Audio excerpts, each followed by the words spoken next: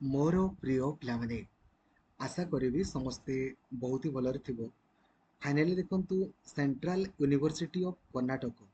जो माने भी हमर सीयूसीटी बीएड परीक्षा देइथिले आपण जानिथिबे झारखंड रो ऑलरेडी आपणकर पब्लिश हे झारखंड ऑलरेडी पब्लिश हे छि एवं तार 22 तारिख दिन आपणकर रहिछि 22 तारिख दिन आपणकर काउंसलिंग रहिछि किंतु ता पूर्वरु हमर कोरापुट मध्ये 16 तारिख दिन बाहरी जिवो आउ हरियाणा भी 16 तारिख दिन बाहरी जिवो। तो फाइनली आपणकर कर्नाटक रो आज आपणकर बाहरी गला जे को पिला माने अप्लाई करिसंती। तो फास्ट ऑफ ऑल कहया पई चाहिबी हमर कर्नाटक यूनिवर्सिटी रे बीएड पई हमर सीट होउची 55 टी हमर रहिची बीएड पई। हमर ए जो झारखंड रे 125 थिला बेलकु कर्नाटक रे आपणकर 55 टी अछि। आउ केते आपणकर खर्च होबो देखंतु केते खर्च होबो कोर्स फी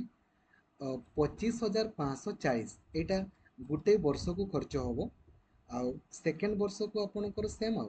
सेकेंड वर्ष को आपणकर सेम सॉरी एटा 15,440 आउ 25,440 तो दुईटा को अपन ऐड कर देखि जहा हबो आउ 2 वर्ष मिसिकी हला।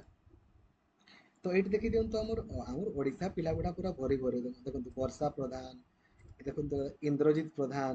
शुभ्रजीत साहू एगुड़ा सब ओडिया पिला गुडा ना श्रीतम प्रियदर्शिनी पाणिग्राही बिंदुश्री साहू अभिषेक प्रधान सोनम लिलीराणी साहू प्रणव किशोर महांतो प्रियदर्शिनी नायक देखंतु एगुड़ा जो मानकर भी 55 पर्यंत लिस्ट रे अछि 55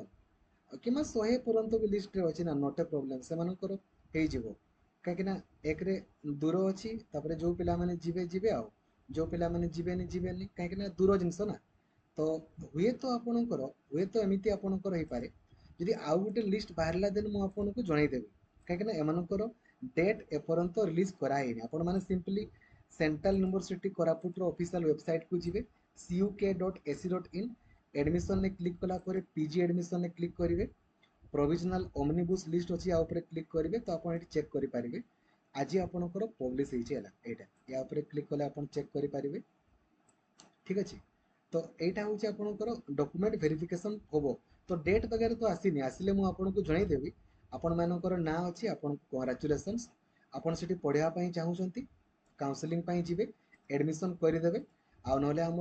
ओडिशा रे आपनकर कोरापुट रे 16 तारिख आसीबो आउ हरियाणा मध्य 16 तारिख आसीबो झारखंड तो जदि आउ गोटे सेपरेट लिस्ट आसे हेले मध्य मु आपनको जनईदेवी ठीक अच्छे है। थैंक यू जय जगन्नाथ धन्यवाद थैंक यू जय जगन्नाथ।